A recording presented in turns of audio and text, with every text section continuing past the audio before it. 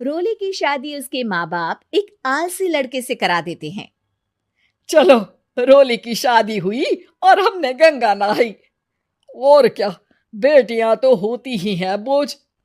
हाँ, पर अब क्या चिंता, उतार तो दिया बोझ तुमने, अब वो लोग समझे। ससुराल में रोली का पति कहता है, देखो, मैं कोई काम नहीं करता, ये बात तुम्हारे मम्मी पापा को बता दी थी मैंने। अब जो किराया आता है दुकान का, उसी से घर का गुजारा करना है। कभी भूल से भी कोशिश ना करना किसी चीज की डिमांड की। क्या मम्मी पापा को पता था कि आप कोई काम नहीं करते? और क्या, बड़ा अच्छे से पता था।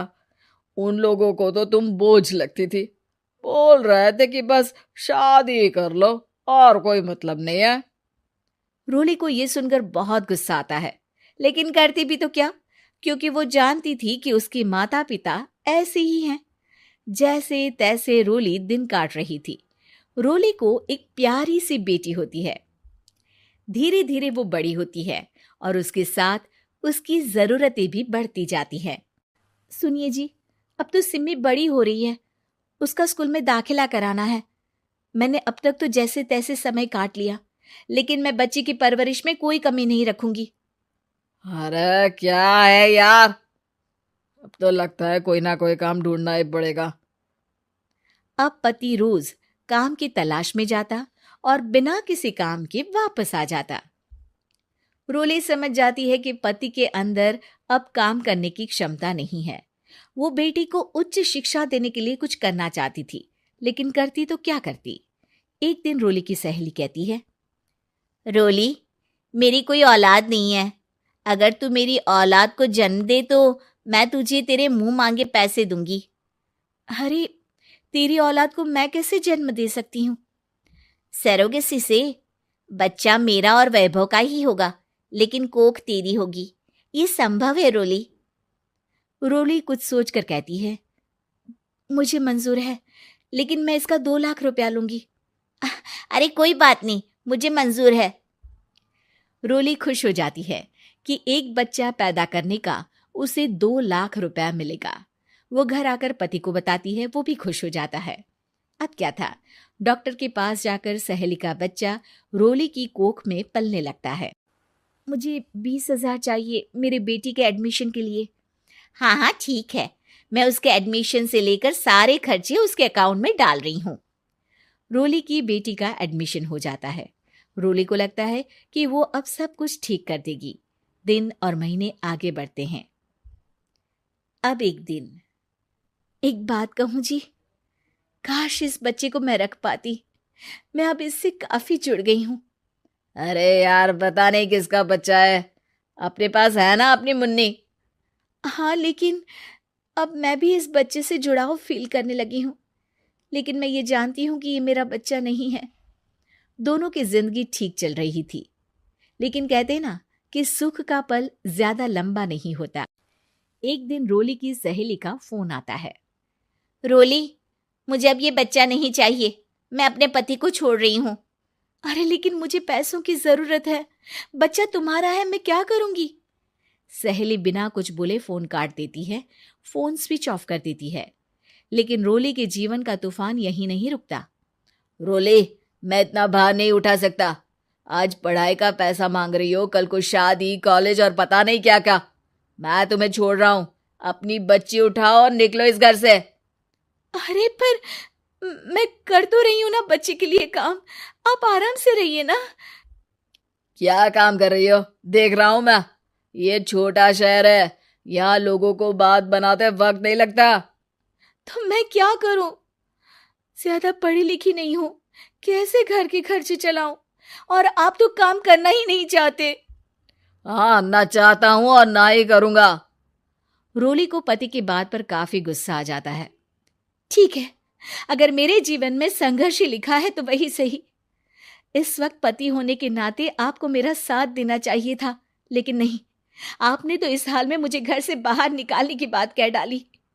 देखो, ये सारी फालतू की बातों के लिए वक्त नहीं है मेरे पास।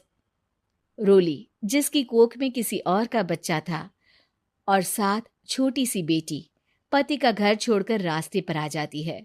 रोली के पास मायके के सिवा दूसरा कोई रास्ता नहीं होता। अरे रोली कैसी है? कितने दिनों के लिए आई है?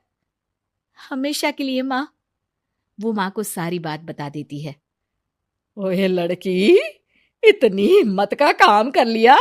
अरे ना ना, यहाँ कोई जगह नहीं है। तुम तो अपना बोरिया बिस्तर उठाओ और निकलो यहाँ से। रोली के पास अब मायके का रास्ता भी नहीं बचता।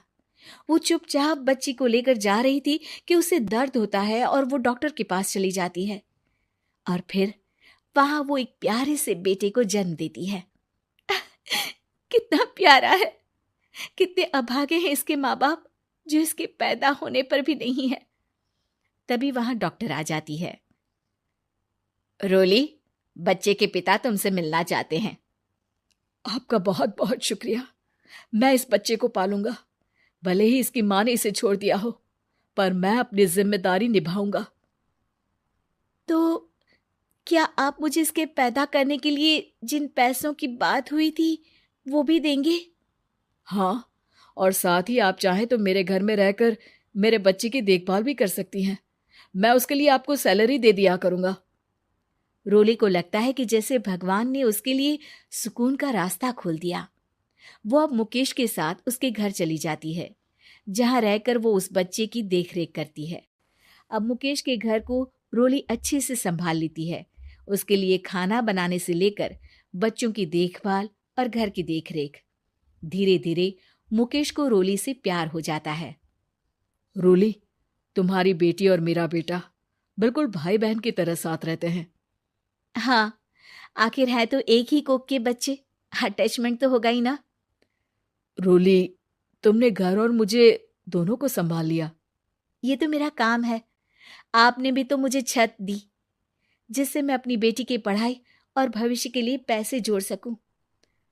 अब रोली, क्या तुम मुझसे शादी करोगी? अब मैं जानता हूं तुम्हारी भी शादी कुछ खास अच्छी नहीं रही। रोली को मुकेश की बात ठीक लगती है। वो उसे हाँ बोलने की सोच ही रही होती है कि उसके पहले पति का फोन आ जाता है। रोली, मैं बहुत परेशान हूं। मेरा एक्सीडेंट हो गया है। मैं चाहता हूं तुम वापस आ जाओ। रोली को पुराने पति की चिंता होने लगती है। वो सोचती है कि वो क्या कर रही थी। हाँ हाँ ठीक है, मैं आ रही हूँ। हाँ रोली, आ जाओ, लेकिन बच्ची को कहीं हॉस्टल में छोड़कर आना, क्योंकि मैं नहीं चाहता कि हम लोगों के बीच फिर से वो सारी बातें हो। रोली को समझ आ जाता है कि पति आज भी सुधरा नहीं है। वो पति के पास जाने से इनकार कर मुकेश को हाँ कर देती है।